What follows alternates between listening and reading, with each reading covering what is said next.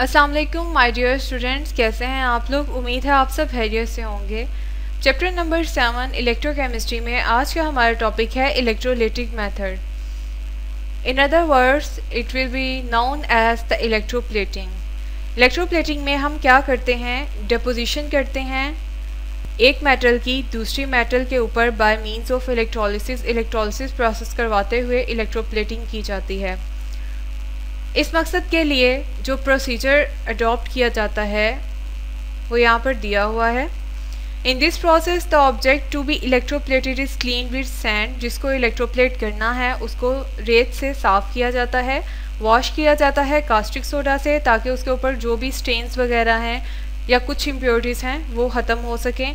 And it is thoroughly washed with water, और फिर पानी से इसको वॉश कर दिया जाता है। एनोड भी किसी और मेटल का हो सकता है जिसकी इलेक्ट्रोप्लेटिंग की जानी है, यानी क्रोमियम एंड निकल।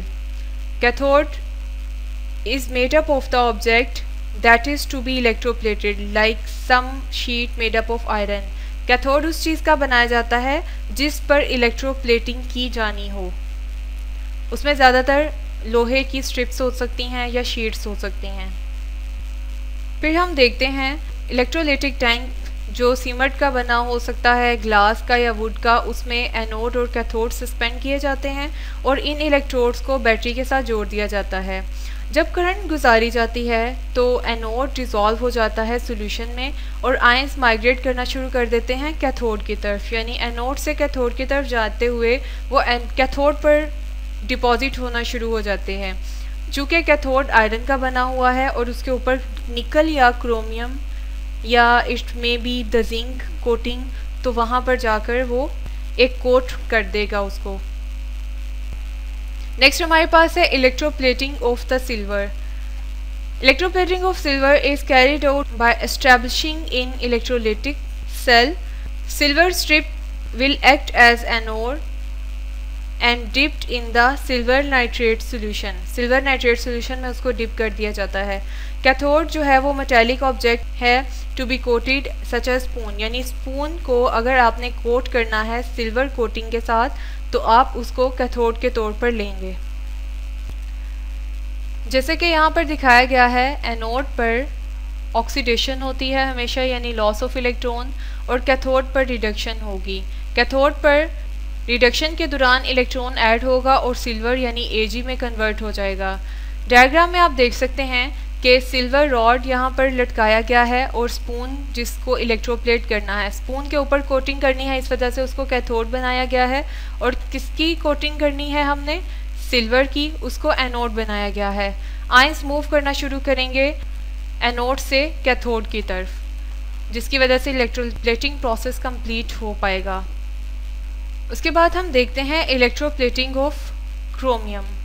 क्रोमियम की इलेक्ट्रोप्लेटिंग करते हुए सेम वैसे ही प्रोसेस हम फॉलो करेंगे जिस तरह सिल्वर की कोटिंग करवाई गई थी, और इसमें भी ऑब्जेक्ट टू बी इलेक्ट्रोप्लेटेड उसको डिप कर दिया जाता है क्रोमियम सल्फेट के एक्वस सॉल्यूशन में और सल्फ्यूरिक एसिड डाल दिया जाता है। ये इलेक्ट्रोलाइट के तौर पर बिहेव करेगा।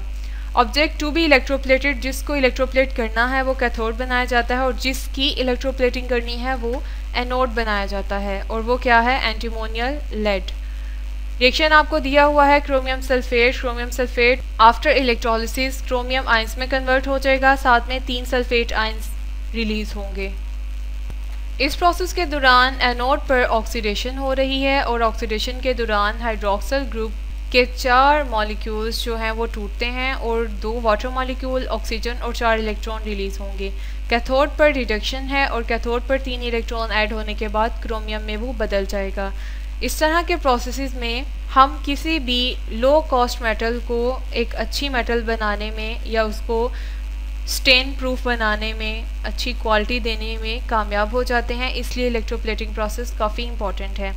शॉर्ट क्वेश्चन के पॉइंट ऑफ व्यू से डिफरेंट क्वेश्चन बन सकते हैं, यानी रिएक्शंस लिखने के लिए दिए जा सकते हैं, या फिर आपको उसका प्रोसेस या प्रिंसिपल ऑफ इलेक्ट्रोप्लेटिंग पूछा जा सकता है। इलेक्ट्रोप्लेटिंग की डेफिनेशन भी पूछी जाती है। सिमिलरली लॉन्ग क्वेश्चन के तौर पर आपको क्रोमियम की इलेक्ट्रोप्लेटिंग या सिल्वर की भी पेपर में आ सकती है। नेक्स्ट हम देखते हैं इलेक्ट्रोप्लेटिंग ऑफ जिंक। जिंक की इलेक्ट्रोप्लेटिंग करने के लिए जिस मेटल पर इलेक्ट्रोप्लेट करवाना है उसको रस्ट फ्री होना चाहिए या डस्ट फ्री होना चाहिए, और जिंक को डिपॉजिट कर दिया जाता है एक केमिकल बाथ में। इलेक्ट्रोलाइट वहाँ पर कौन सा यूज़ होगा, जिंक सल्फेट, और इसी तरह से उसकी एप्लीकेशन होगी जिस तरह हमने प्रीवियस प्रोसेसेस में पढ़ा। जिंक डिपॉजिट होना शुरू कर देगा टारगेट मेटल पे, और वो क्या है, कैथोड है। नेक्स्ट हम देखते हैं इलेक्ट्रोप्लेटिंग ऑफ टिन।